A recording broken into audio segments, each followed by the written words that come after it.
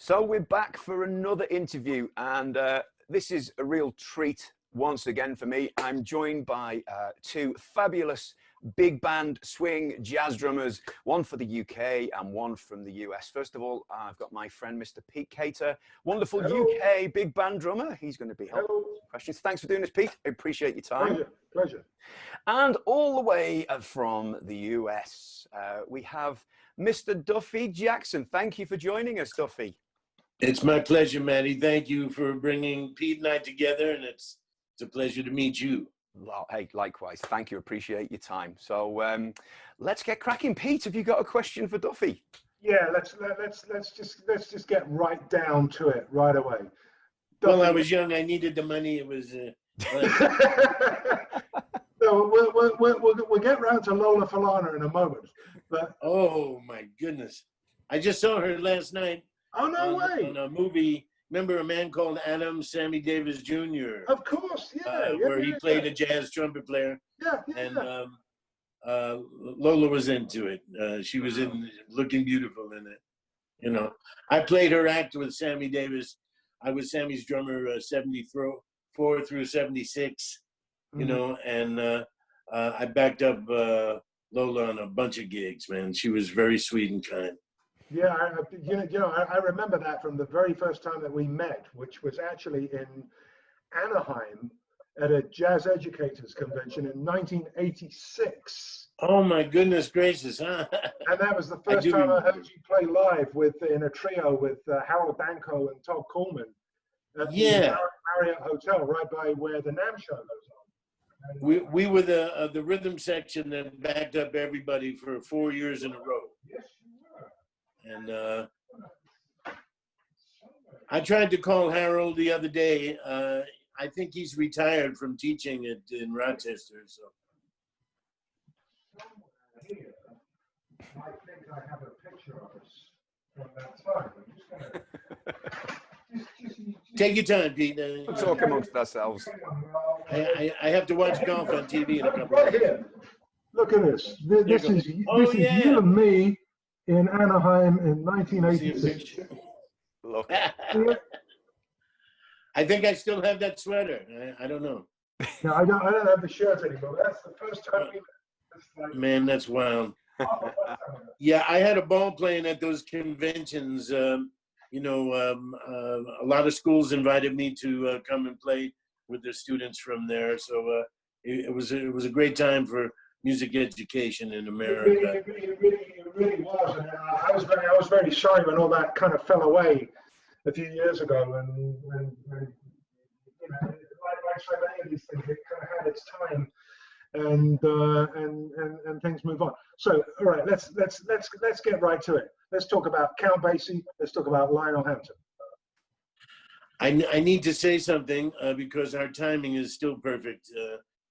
41 years ago today, I joined the Basie band. Yo, today, August 12th of '79. well, you follow Butch Miles into that gig, am I right? Yes. Yeah, because that was the first time I heard about you.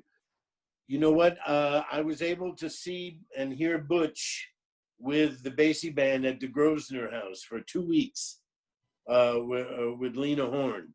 Right. And I was playing with George Wein and the Newport All-Stars at Alexandria Palace in the daytime doing concerts. Yeah, and then I had the night times free. So I went and hung out with the Basie band every night. Hey, and I was able to not only, you know, enjoy the band, but just to see and hear how Butch was playing and propelling the band. And I wanted to make the smoothest transition rhythmically and groove-wise because, you know, there's certain adjustments that have to be made when a new drummer comes in. Of course, yeah. And Butch was there for 5 years. Yeah. And, you know, he called me up and he said, hey, this is Butch, you know, are you interested in the gig? And I thought I was being pranked or punked or something like that. So he said, oh, man, Basie's going to call you in 5 minutes. So the phone rings and it's Basie. And he says, "Hey, this is the chief.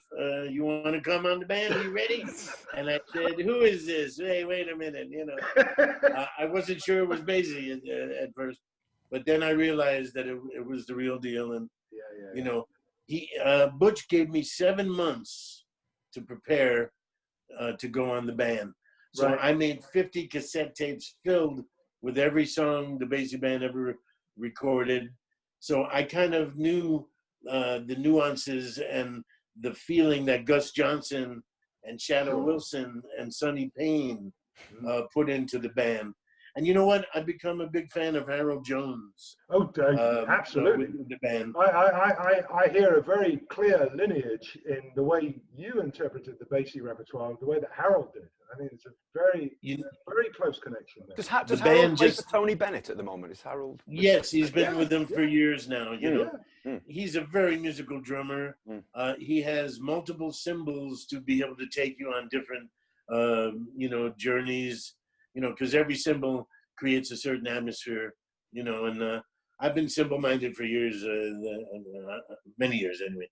But I was never a real fan of the one cymbal time approach. Now unless it was Buddy, he could make that cymbal sound different. But I like a different cymbal for every soloist.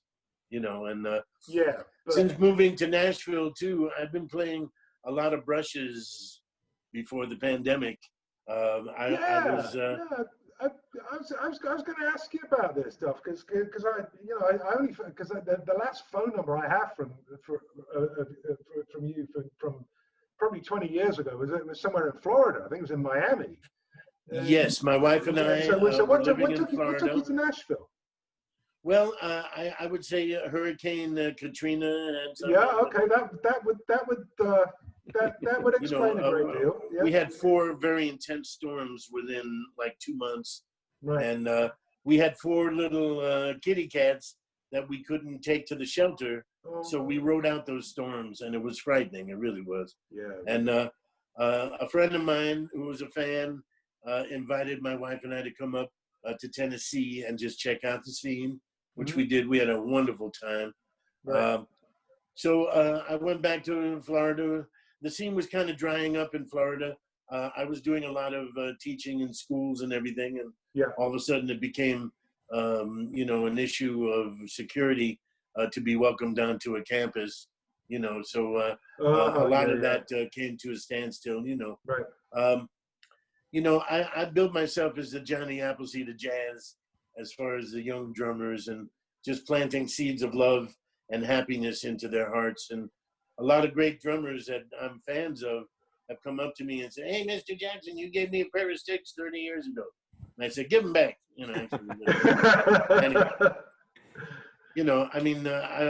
I've had such a fantasy dream world with swinging since I've been a little baby.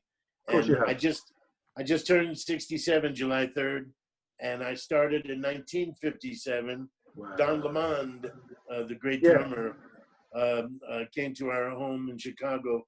He was recording a big band album with my dad, and what album was that? It was the Chubby's Back album. Okay. Where my dad had his back to the camera. Right. Chubby's Back. Right. Tiny Khan, the great drummer, wrote a lot of the arrangements. Oh, look. For that session. Tiny Khan. This is why we're here. This is why we brought you here this evening, because you know about drummers like Tiny Khan. You know about about Don Lamont, and I feel very strongly that these great names are slowly disappearing from our history, and we need to do everything we can to, the young musicians coming up today know about this lineage, understand this history, and know about, you mentioned Shadow Wilson a while ago. I mean, the break on Queer Street. What is it? Yeah. It's a, Buddy said that was the greatest drum break of all time. Indeed he did. Plus, Buddy said that Don Lamond was one of the greatest big band drummers of all time. And well, I agree with that. I mean, particularly those Woody sides that were recorded, I think, just before Christmas 1948 with the second herd. Yeah. Gave us Keen and Peachy and Four Brothers. Yeah. That. I mean, Keen. There was a tune called "That's Right." It was a very fast up-tempo blues, and my dad's pumping, man. My dad's really and pumping, Lemon man. Drop with Terry Gibb. Yeah. You know, there was a movie in 2008 called Revolutionary Road with Leonardo DiCaprio I know the movie, but Kate what's the Winslet. connection? It wasn't really a great movie, but I played the leader in the nightclub scene, and I scattered Lemon Drop. I scattered Lemon Drop in the movie, you know, and Fantastic. And you know, the main thing right now is that people need to listen to time. They need to learn what to leave alone rhythmically, to let the groove breathe a little bit, and develop a certain human chemistry amongst the musicians. The drummer shouldn't have to propel the band alone. You know, everybody should be part of the rhythm section. Exactly. Time. You know, completely agree. Time is a collective responsibility. now playing with dynamics too is very respectful to the music. I can play triple pianissimo with brushes and swing very hard. Because it's a formula. You know you can. Well, you know, I mean, the main thing is that when you pick up a stick, you have to earn your right to accompany the artistry of somebody who really can play. You know. Yeah. Amen to that. Amen to that. And do you know what I love? I've learned so much about, you know, when we're young, hot-headed, hard-swinging big band drummers, we all play too loud. You know what? If you couldn't hear Freddie Green playing acoustic guitar, you were playing too loud. Well, you're way ahead of me, because I wanted to ask you about that being in a rhythm section with Freddie Green. I mean, you know, come on.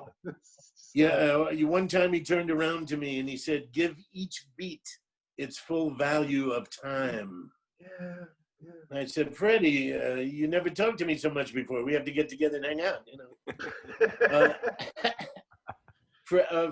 Freddie gave me the biggest hug when I left the band. Now, I don't know if it was because I was leaving the band. I don't know.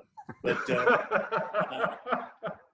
I had a ball. You know, he was famous for not really liking younger people, or, you know, whatever.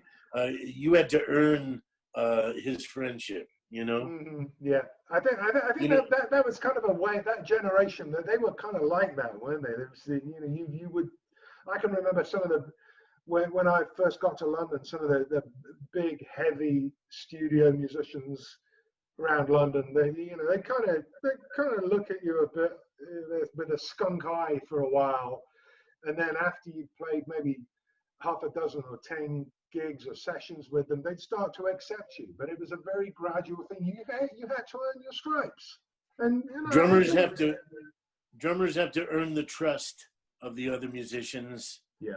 If you can lay down a groove where the musicians come to you and say, "Hey man, thanks for giving me the groove I needed to tell my story," then you know you're taking care of business. Yeah. Then they give you the freedom to kind of express yourself a little bit more, you know, but you have to earn that right. Yeah. You know, I love to play with great drummers, you know, because I had my father's bass from 1947. Okay. Oh, wow. The 5-string K bass. Here's a picture of my dad. I don't know if you can see that. Yeah, loud and clear, loud and clear. There's Chubby right there. He is. Well, we were the only father and son bass and drum team in the history of the American swing for 45 years, right? Yeah, absolutely. Now I was taught by a bass player and a drummer, Don Lemon, but also, did you ever hear of Steve Condos?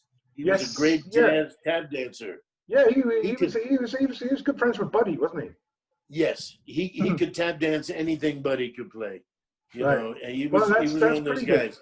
That's pretty good. I learned rhythms and accents from a tap dancer, and pulse and groove from a bass player, and then technically had to play time from Don Lemon. Yeah, well, inadvertently, there's your music college right there.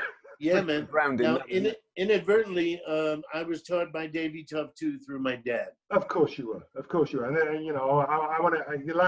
One of the last times I saw you was at Pizza Express in Dean Street in London, and you had like a Dave Tough button badge on your suit.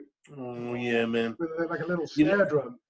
You know, there was a night after the gig. My father and Davy would be the last one packing up after the gig, and Davy Tough went into an epileptic seizure. Oh wow! My father picked him up and carried him on his shoulders 3 blocks to a hospital.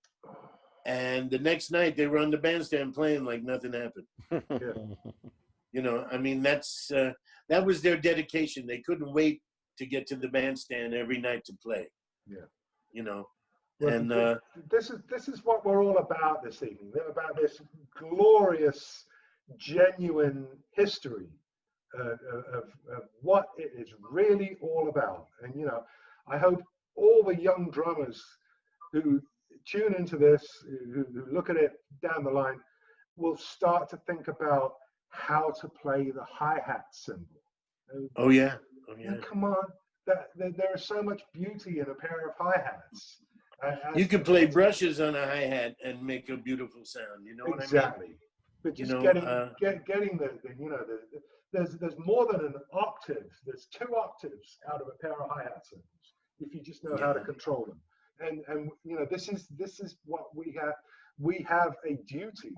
I know we're all getting up in years a little bit. We're not the young men, the young Turks that we once were, but we have a duty to pass this on.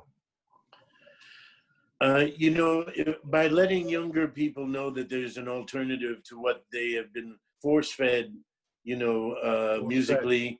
Yeah. You know, I mean, pop music's great. I'm a fan of a whole bunch of styles of music I don't feel like learning to play, because I don't want to be a poor imitator of anybody but myself.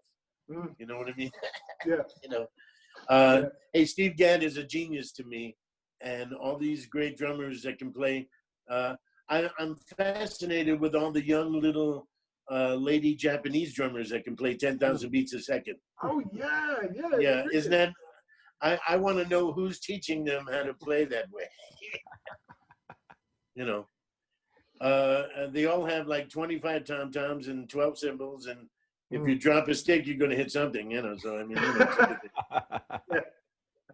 you know what, Pete, I need to ask you a very serious question. I need to know what a frippolet is. Do you have any idea what a frippolet is? A what?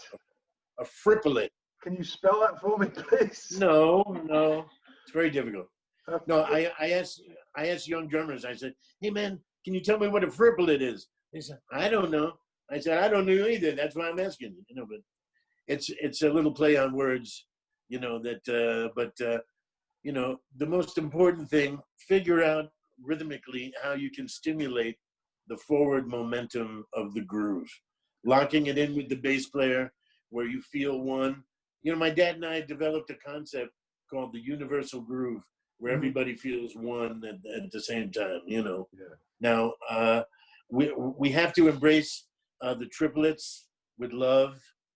You know, we have to try to scat sing certain drum licks. You know, people say, hey, man, how did you learn to play drum solos? And I said, I used to listen rhythmically to what Diz and Bird was playing. Exactly. You know, completely drummers, I'm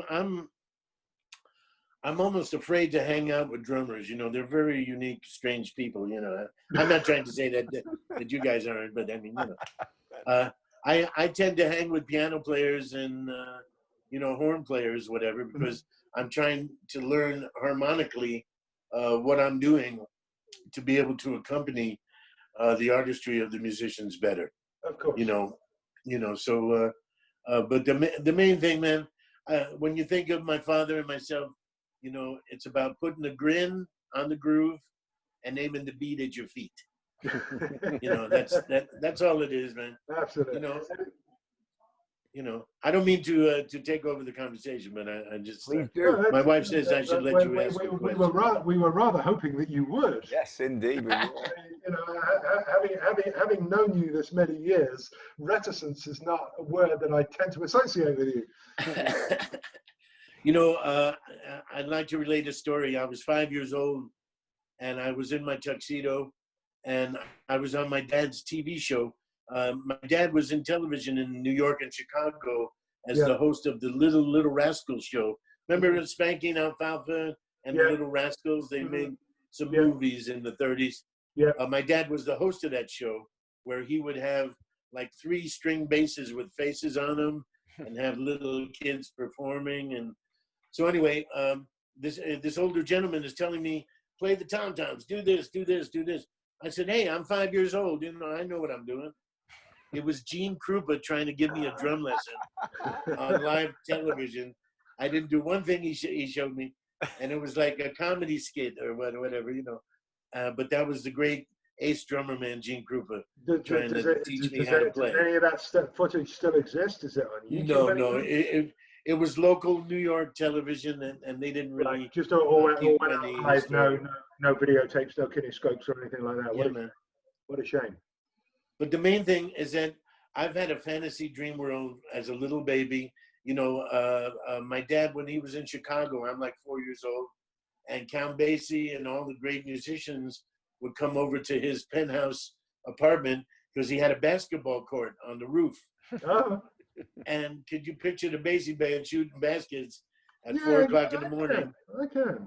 So, I mean, that's how I came up. My dad used to wake me up to scat sing and play brushes on a newspaper, right? Yeah, right. I actually did a radio show in New York City with Joe Bushkin. Remember him, the pianist? Yep. Joe Bushkin. From the Dawson Band? I played the New York Times with brushes. Right. You know, for the radio show. Oh man. It was the sports section, I think. I forget. You know. Anyway.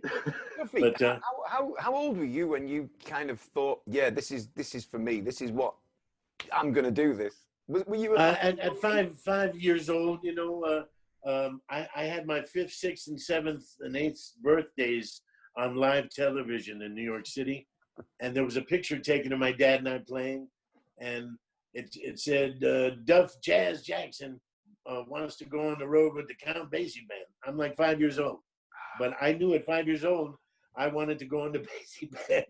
You know, when I was 12 years old, I went to see the Basie band. Sonny Payne was playing with the band in New York, and it was a dance gig, and it was the last set of the night, and there weren't really a lot of people there.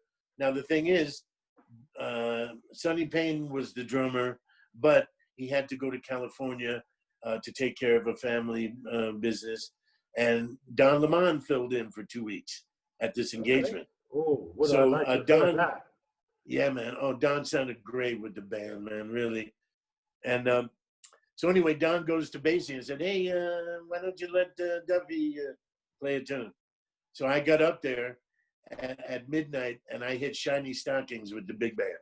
Now I didn't know the arrangement, you know, although I was playing time, you know, and Sweets was on the band, Lockjaw, all the guys were on the band, and they all stretched down and took solos, and people are dancing and grooving. And then when it came time for that soft ensemble, and then when the band supposed to come in with the drum, you know, everybody stopped playing.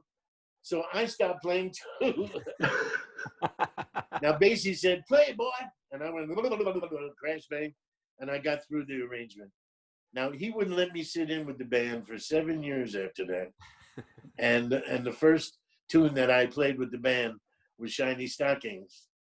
And when it got to that point where it was the drum thing, he looked at me and gave me that look, "Are you ready?" You know, and I knew the arrangement by then. You know, you made up for it. He kept me up there for the rest of the night. I played like 10 more tunes, you know. Basie was very loving and kind to me. He gave me a golden opportunity. I was the youngest drummer to join his band at 26 years old in 1979. Physically trying to stay on the band and pack up the drums every night and move the luggage. That physically became a hardship because unfortunately I've had some surgeries in my life on my hips and everything, and being my own roadie was not part of the deal, really, you know, so it was hard for me. I stayed a full year, then I came back, you know, when Thad Jones took over the band after Basie passed in 1985. I came back after hip surgery, and I lasted around 6 months. I couldn't pack up the drums. I had help, but, you know, playing, I was okay. I was getting stronger, you know. But then I came back in '89 when Frank Foster was leading the band, and I stayed 18 months. And that was really a very successful time for me with the band. And, you know, I had a ball in the band, playing with Cleveland Eaton on the bass. Now, July 5th, Cleveland had to join Basie up in heaven. And, yeah, I saw that. Yeah. You know, when Basie needed a bass player, you know, Cleve was ready.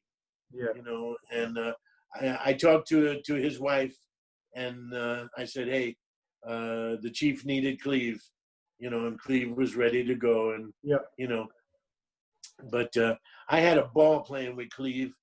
When I joined the band in '79, John Clayton was the bassist. Yes, absolutely. And we had a ball playing together, you know. Hey, I have an interesting story to tell you. I used to play with Monty Alexander. I played Ronnie Scott's, a whole bunch of gigs, you know, with Monty through the years. And I got the call the other day that a record label from California, Renaissance, what is it? Resonance Records in Los Angeles. They're putting out a CD of Monty live from a jazz club in Florida in 1982 when I played with him. And Monty is playing some of the greatest piano I've ever heard him play. And I'm very, very appreciative that I was on that gig. So I think in October, there'll be a brand new Monty Alexander CD that I'm on with him. Oh, let me just go and advance all of that on Amazon right now. Yeah, it's going to be called I Love You Madly. Okay, all right. That's the name of the CD. Right. You know, Monty took me right out of high school. I graduated in my principal's office in Miami Beach High School in June of '71. And my dad put me on an airplane in Miami, and Ray Brown met me at the Los Angeles airport. And 2 days later, I was playing with Milt Jackson and Monty and Ray Brown and Teddy Edwards at the Shelly Man's Manhole in Hollywood, California. And that was my graduation present from high school. 3 weeks, 3 weeks with those guys. I mean, I had such a ball. Yeah, I did everything Ray Brown told me. I bet you learned more in those 3 weeks than you learned in the whole time in high school. The one thing my dad told me before I got on the plane, he said, keep your mouth shut and play your ass off. Yeah, always good advice. You never go wrong. The first part didn't click in right away, but I was excited. You know what I mean? You know, so. But when I was 18, Louis Belson made it possible for me to join Lena Horne. I was Lena's drummer. Singers, I might add, one of my favorite singers. So I was going to ask you about Lena Horne. You know, Lena and my father were part of Charlie Barnett's orchestra in the early '40s. They actually had a little fling for a while. So when I became Lena's drummer, just on Louis' recommendation, she had never heard me before. She treated me like I was her son, you know. And Alan King, the comedian, he told Lena, you have to get on stage and sing your heart out, because her husband, Lenny Hayden, who was her conductor for like 45 years, and her father and her son, they all passed in a very short period of time.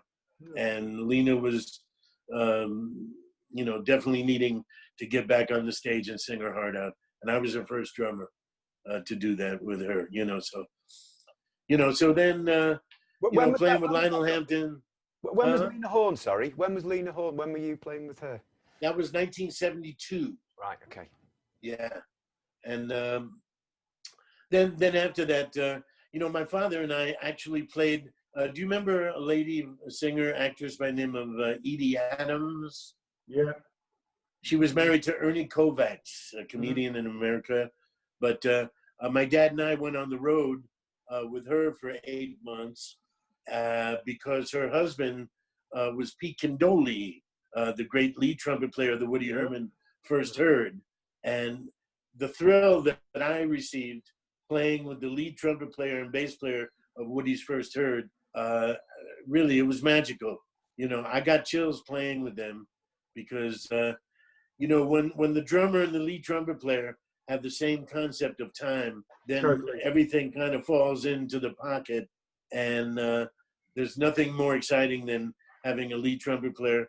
Like I played with John Faddis on lead, Dave Stahl, some of the greatest lead trumpet players of all time, Paul Cohen, you know, and these guys really knew how to propel a band. And as long as the drummer and the trumpet player were on the same page, groove-wise, then the band would swing, you know. So, you know, your band is as good as your drummer. I truly believe this. You could have the greatest charts, the greatest musicians, and if the drummer is not taking care of business, you have a mediocre band. You know what I mean? Yeah. So it's the responsibility of the drummer to just make sure that the leader, like every job I would do as a sideman, when the leader would walk in, I would have the drums all set up and I'd be ready to play. So that worry was taken away so the leader could relax. So I was gaining trust of the leader to give me freedom to express myself by being as professional as I can be, you know? And I've grown out of a lot of bad habits as a young person, you know, and I made a lot of my success playing with a lot of great black musicians too. You know, that's a different perspective because a lot of people have said that you have to have a black drummer to play jazz. And the groove doesn't see a color line with me. You know, if you're taking care of business. Do you remember Stan Levy, the great left-handed drummer who played with Bird? Yeah. He swung so hard it was ridiculous. And Bird and Diz loved him. That's why Bird wanted him in his band. That's right. Right here. There you go. There you go.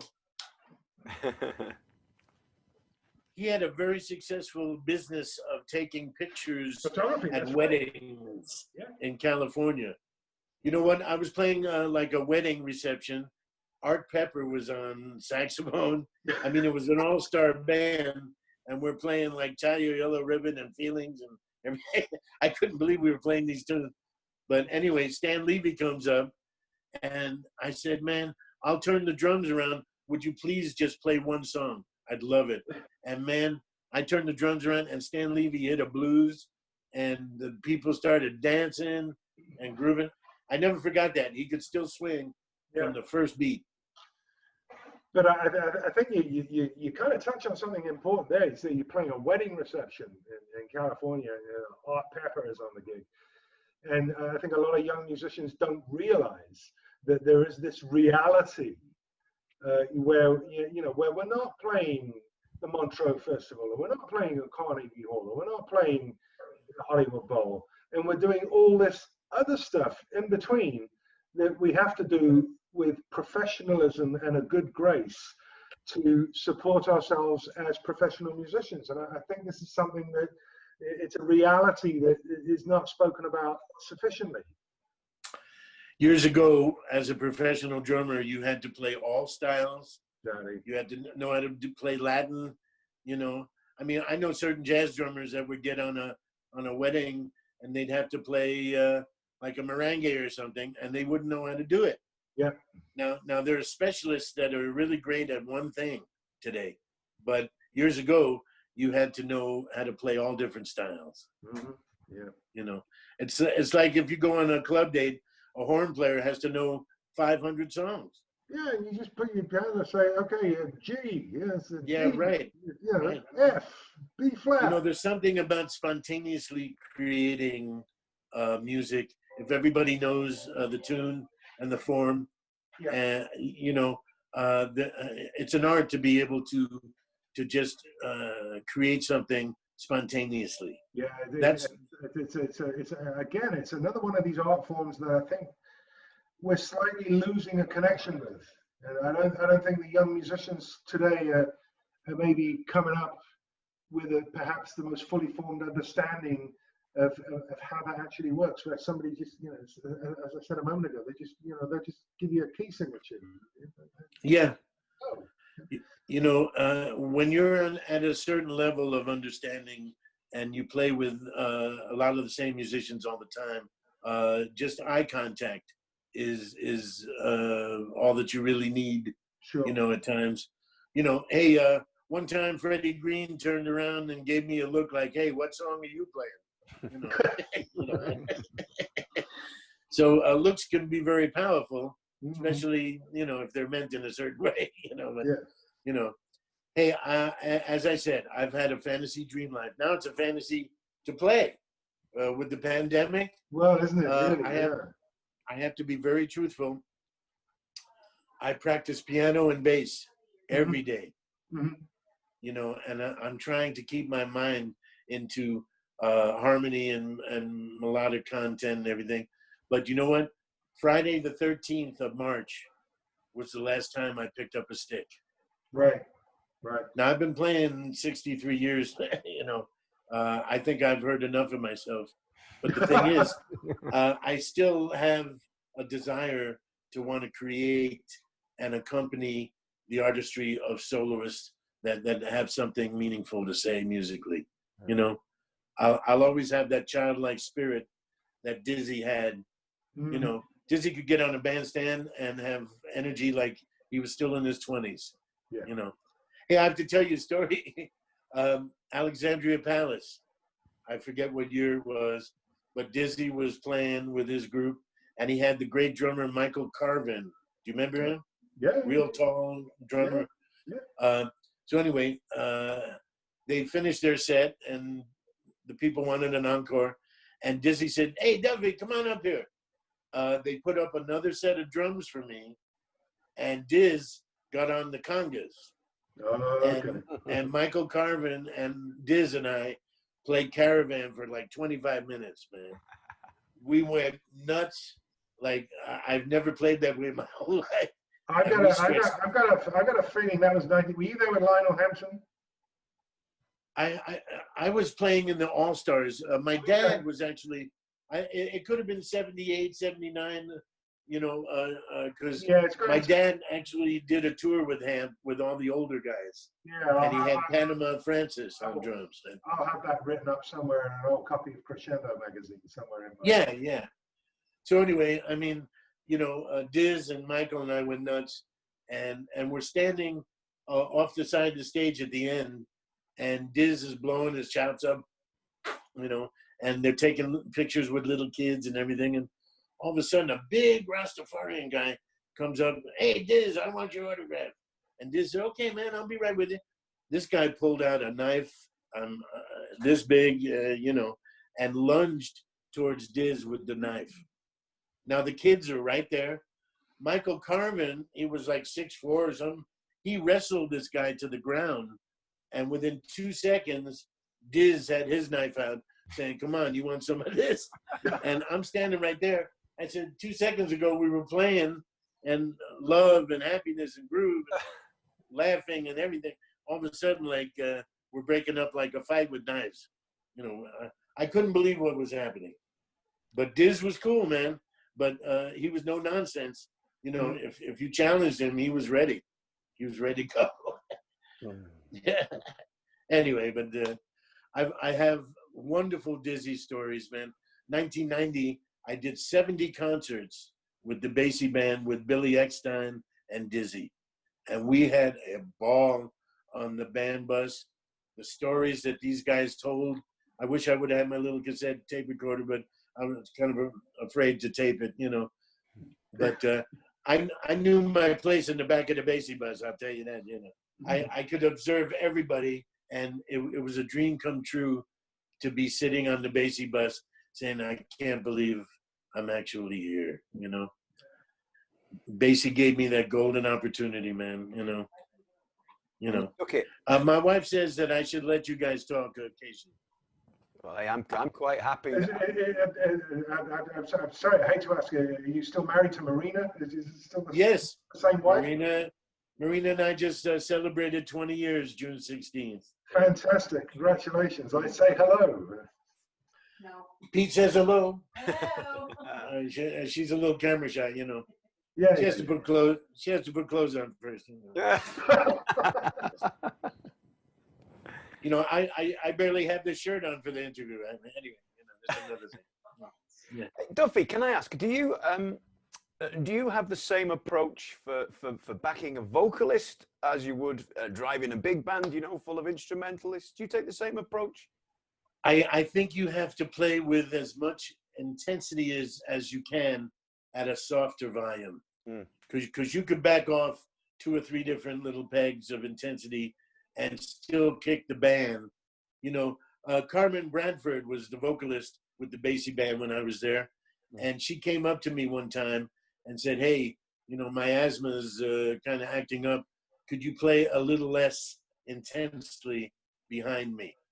And I understood that, because, hey, when I was 18 with Lena, I could back up a 60-piece orchestra with strings with brushes, and you heard everything. Now that's a way for a drummer to mix his sound volume with the rest of the instruments to create that human chemistry, So as I say, it's a formula to be able to play softly with feeling and swing hard. Try just trying to play as soft as you can with brushes. Now, another thing too, I'm a fan of playing the bass drum on 4/4 with accents. Absolutely. When you play in a jazz combo with the horns or something, the horns will turn around and tell the drummer, "Don't play your bass drum on 4/4 because it sounds a little old-fashioned. Just kind of punctuate and dot and dash with the bass drum." Now, I'm a firm believer you got to lock in a groove with the bass player first. Yeah. You can't expect the bass player to hold down the time where you're kind of floating on top of it. You have to lock in a certain intensity of time to the point where your accents to stimulate the forward momentum of the groove, will be more meaningful. I tell drummers, learn what to leave alone as far as set up the phrase, like maybe with 1, 2, 3, bada bada boom, and then just play time for 4 bars, and then catch the last 2 or 3 beats.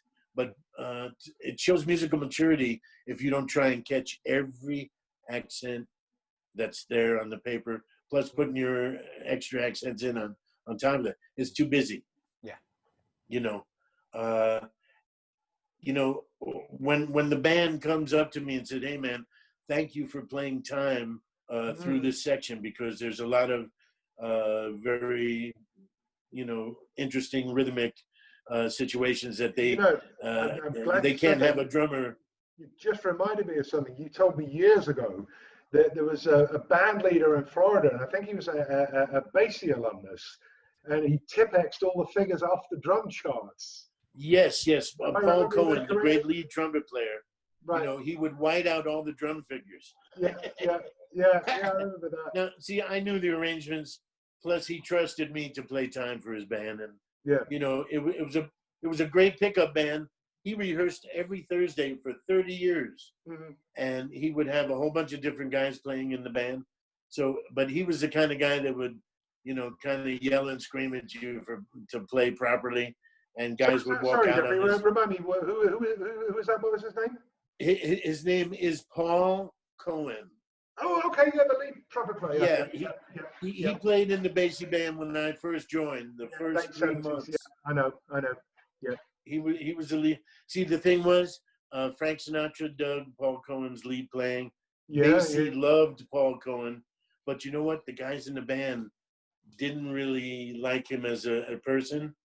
But being that Basie loved him, he was paid a lot of money to play lead in the band. Right. Now the thing is, if you're not friendly with the guys in the band, you're not going to be there that long. No.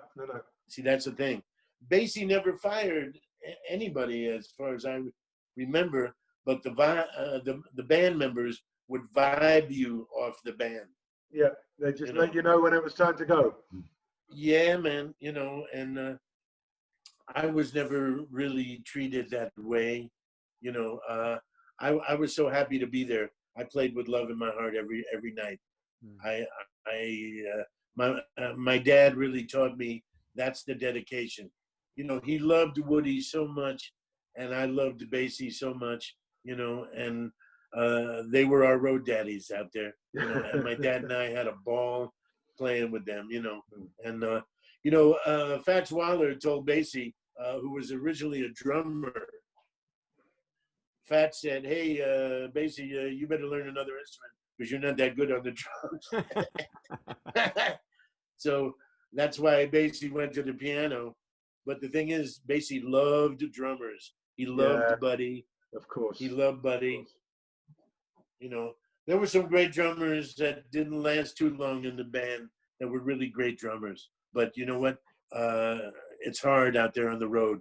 If you don't have the whatever intestinal fortitude to do one-nighters, every night you have to be as great as you've ever been. And that's not easy. No.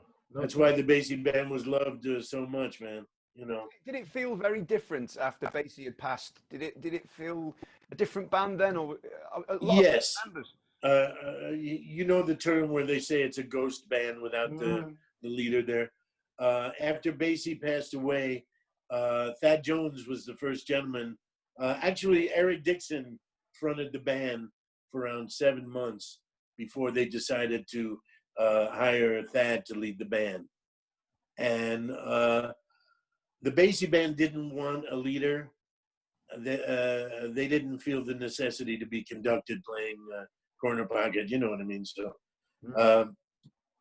all I can say is that Thad came on the band. He didn't really know the tempos we were playing the tunes at. So he would count off some tempos that might have been a little brighter than they should be. And the rhythm section would adjust the tempo to where they were capable of playing. I didn't know who to go with, because when your leader counts off a tempo, you better try and hold that tempo, or you're going to have to either talk about it, or there's going to be a fight, or something's going to go down. Now, it wasn't easy to not be black on that band.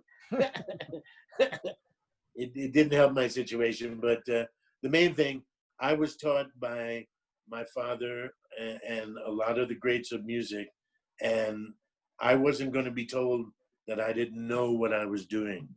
Now, I either had to give up the gig.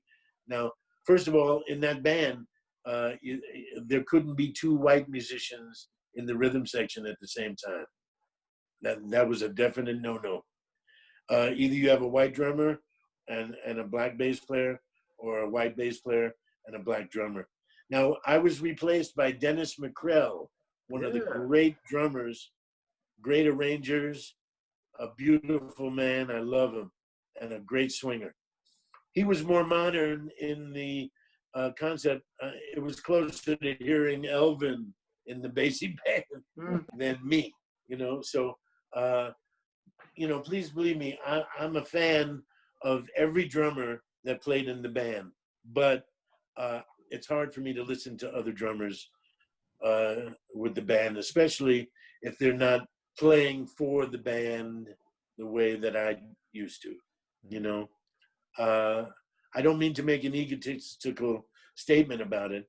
It's just that I was taught to play a certain way, and when you have non-drummers telling you how to play drums, sometimes it gets a little difficult to please everybody.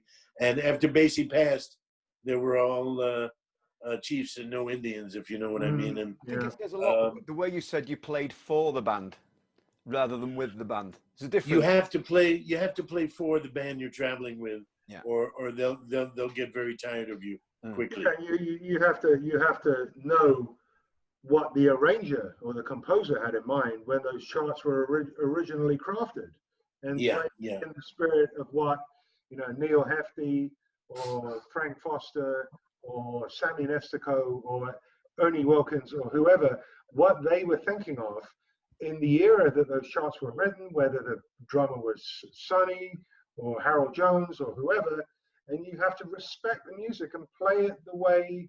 And this is why some of the kind of latter day revisions of certain areas of the historic big band repertoire don't always work for me, because if the drummer doesn't understand the context in which that chart was originally composed or arranged, then you're not really going to have the right kind of musical empathy coming off the bandstand, I don't believe.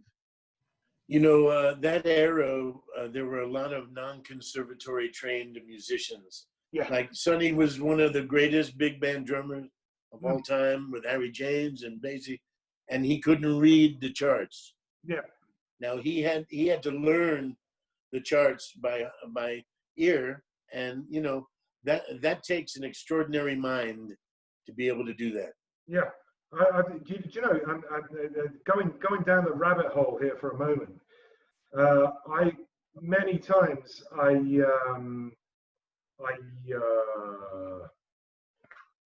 listen to Sonny on the Atomic Mr. Basie, and you think about the way Sonny played, and you listen to him at Sinatra at the Sands, and compare his flamboyant style, to say the least, with Atomic, and it's almost as like Neil Hefti was directing the session and was kind of saying to Sonny, simple time, no, and do you know anything about that history? Though? Yeah, the Basie band, they were famous for going right in the studio right away and trying to sight read the charts in the studio.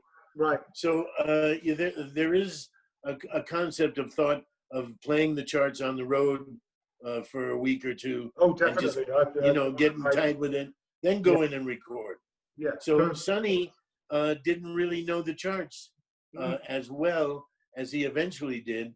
Yeah. And of course, you're a little more flamboyant with an audience. Well, that's also true. That's interesting. When you get in the studio, people don't see you playing.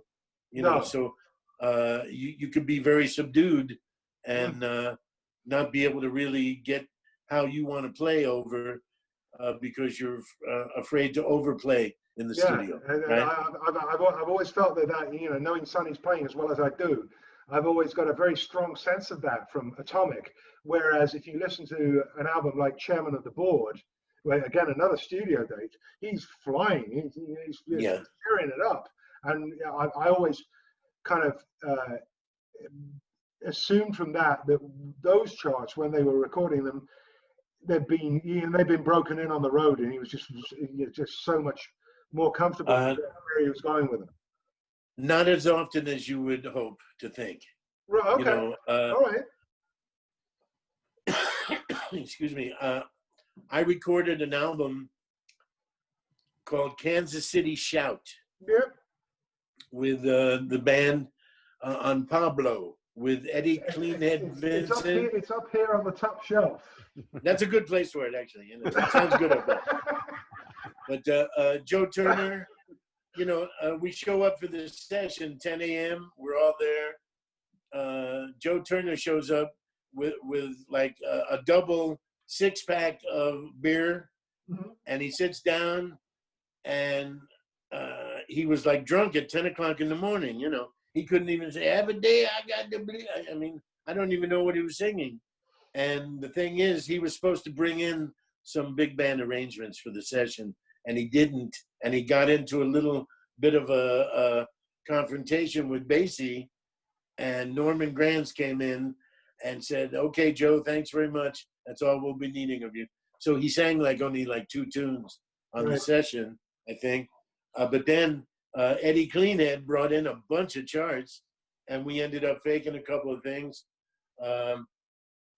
But the thing is, they're passing out all the music, and there's no drum charts. Mhm. So I go up to Basie and I say, "Hey man, what's happening?" He said, "Just play what you feel, play what you hear." Now that's either the ultimate compliment that he was going to give me total freedom to just play, or he was challenging me to see if I was going to step all over it, you know, whatever. But you know, hey, I just laid down time. I stayed out of the way. I think there was one song at the end on the last chord. I went totally nuts and bada boom, you know. And Basie looked at me and I said, "Hey man, I got to play something on this record day." You know. Yeah. Anyway, I was playing with the Basie band in Miami. It was the first time that I had come to Miami in 1979. And the night before that, we were playing in Tulsa. And we woke up, and Charlie Folks, the great baritone saxophonist of the band, he was always dressed up, you know, suit and tie, even for bus rides, you know. That's he wanted to be seen looking sharp going through airports and stuff, so he's always dressed. So he challenged me. He bet me $100 that he could lose 30 pounds before me.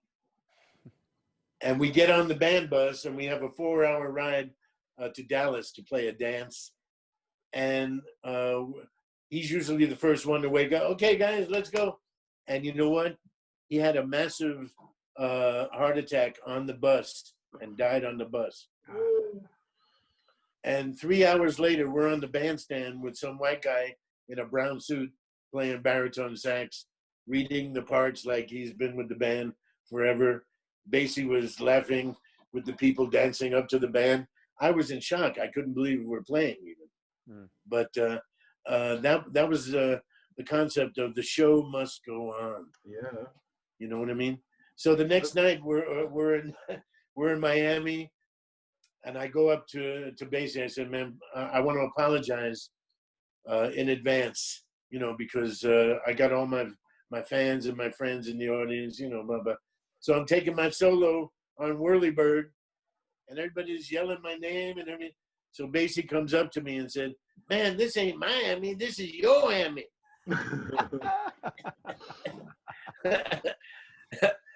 I had a ball with Basie, man. I really did. I mean, I have an interesting story. I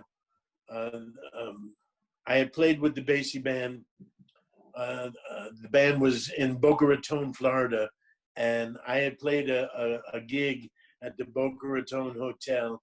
And then after we were done, we went to the Grand Ballroom to hear the last set of the Basie band playing a dance. And Sonny Payne, unfortunately, was a little bit too inebriated to play. Mm-hmm. So Basie got me up there. I was 19, and I played the rest of the night. And 2 days later, I got a phone call. The band was up near Tampa, Florida, and Sonny's wife had passed away. And he needed to go to California for 2 days. And so I got in my car. Now, let me preface, I was in Palm Beach. I lived in Miami, and my car was in the shop. So I was driving a rent-a-car, paying mileage, you know, everything, gas and everything. So anyway, I get in the car and I start driving to Tampa like I have to play with the Basie band in 5 hours. They didn't have a super highway or turnpike yet. So I'm driving up like Route 1 all the way to Tampa. But I got there a half hour before the gig, and Sonny said, he'll play tonight and I'll play the next 2 nights. So I relaxed that I didn't have to play. I sat in front of the Basie band. I ate a gigantic steak with 3 shrimp cocktails and 12 Cokes. And I listened to Sonny play some of the greatest big band drums I'd ever heard in my life. Now, he was guzzling vodka on the bandstand in between tunes, which was a no-no. And he was barred from the band bus because of it.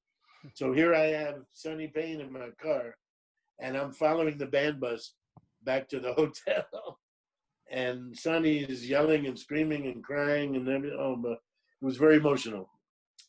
So anyway, I ended up playing Sonny's drums, his sticks and cymbals, you know, the next 2 nights.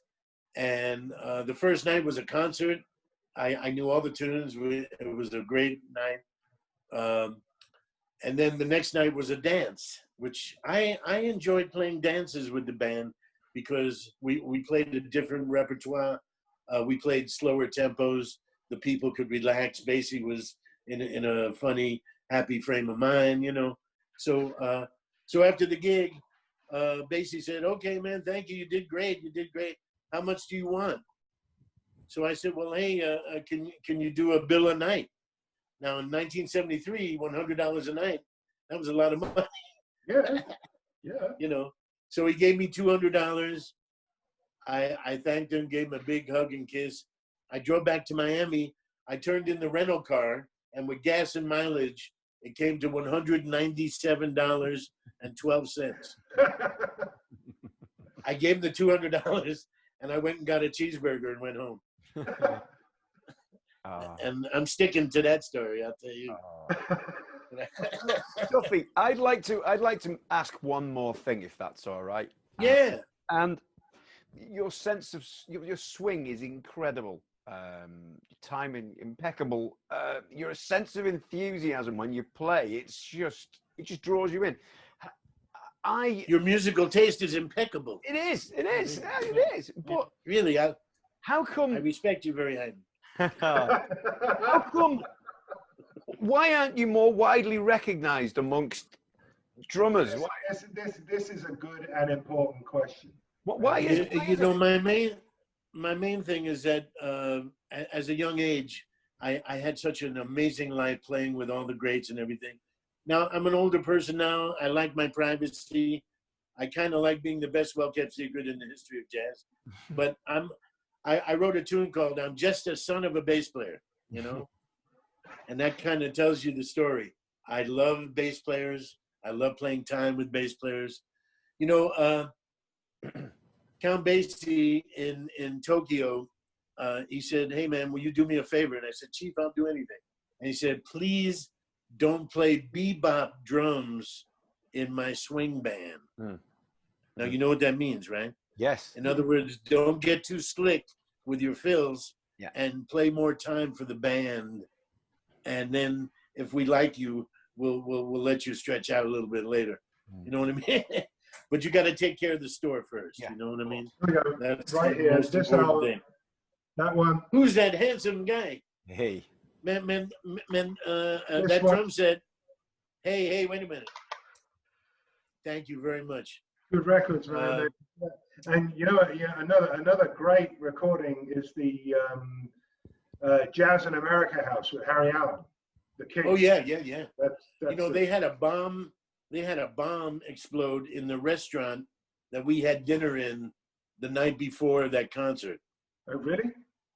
Yeah, that was very interesting, and the timing. You know, I just recorded something where I'm doing all the multiple tracks. I'm playing drums and bass and piano and singing and, you know, whatever. And I call it Duffy Plays With Himself for Lovers. I don't know if that makes sense or not. I don't know. But anyway. Oh, brilliant. You know, the main thing is that you have to have a sense of humor. The joke's on you to play jazz in a world of transvestite rock and roll. You know what I mean? I don't know exactly what the answers are, but the groove will bring people together with love and happiness. You know, I'm going to go on YouTube and just play time by myself and just let people listen to it and say, hey, you can jam with me or you don't have to, but this is the groove I've been playing since I've been a baby, and feel free to enjoy the feeling of it. You know what I mean? I'm not setting the world on fire, but, you know, we didn't even talk about Lionel Hampton and Illinois Chiquette. Exactly. I mean, Pete, do you have that album called Jacket's Got It on Atlantic? The one I reference for you, for your playing all the time, is the Japanese recordings with Lionel Hampton. Oh yeah, Live in Japan. Yeah, that's good too. Yeah, man. Yeah. I mean, it's you know, you can put a metronome on your time on that record. in a way that you can't do with some of your predecessors and contemporaries. But there's no, you know, the sense of swing is not in any way compromised by that incredible metric accuracy that you have on those sides. And you know, we could do a whole interview about Lionel Hampton, you know, and also Illinois Jacquet too. Well, how busy are you? Let's schedule that in for some time. Yeah, I'll do whatever you want. I'll do whatever you want.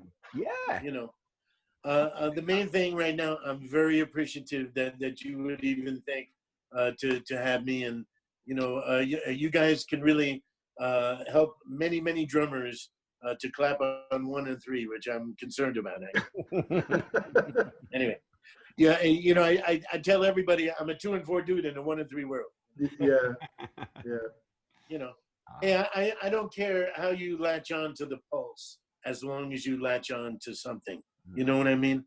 Grab onto it and let it just heal your soul, because the groove will set your soul free, right, Pete? Yeah. Hey, you know who called? Always. You know who called me the other day? Ralph Simons. Oh yeah, okay. Yeah, he's living in France these days with his family. Well, yeah, and he's got a place there, and you know, there's nothing going on here. So man, you know what? Music City is totally dead right now. Really? All the clubs are closed. Every place is closed. You know, I'm finding who I am without drums in my life. You know, and I'm not as interesting or exciting a person as I thought I was. I don't know about that. I think that's... Pete, it's hard to be humble when you know what you're doing. You know what I mean? Well, listen, this has been a problem that I've suffered from for many years. But what I'm loving about this, the unintended consequence of the shutdown and the downtime is that I'm practicing and I'm working on things I've known were possible for 25 years. I've had the freedom to develop in this last little while. And people have begged me to practice, but you know, it's highly overrated. You know, I'm really good at watching golf on TV as I get older, you know. But you know, anyway, you know, maintain your sense of humor about life. You have to. I have a lot of compassion for people I don't know that are suffering. I can't believe one person has lost their life to this pandemic, as opposed to hundreds of thousands, you know, possibly. But you know, just take a moment to have compassion for what all those people are going through right now. It's very sad. I'm very apologetic to my American government right now. I don't feel any political love for my country like I should, but I'm a member of the human race. You know what I mean? Yeah. You know, I don't see a color line. I hug everybody.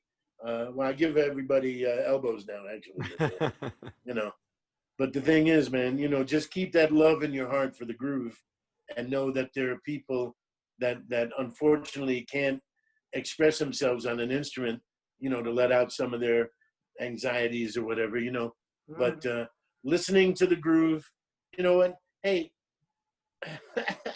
Milt Buckner and Papa Joe, go back to that for a minute and see the happiness that they had playing together, just the two of them, man, you know. Pete, it's great to see you again, man, after all these years, man. Duffy, you too. Been an Thank you for your friendship, man. Hey, call me anytime. I don't know how to work the iPad here, but my wife does, so she'll set me up with it and everything. All right. This has been a great hour. I know people are really going to be very interested and are really going to enjoy your insights into, you know, this unique career for someone so young as you are. To have I miss Ronnie Scott's comedic ramblings in between songs. You remember he used to talk about genital clamps and things of that nature.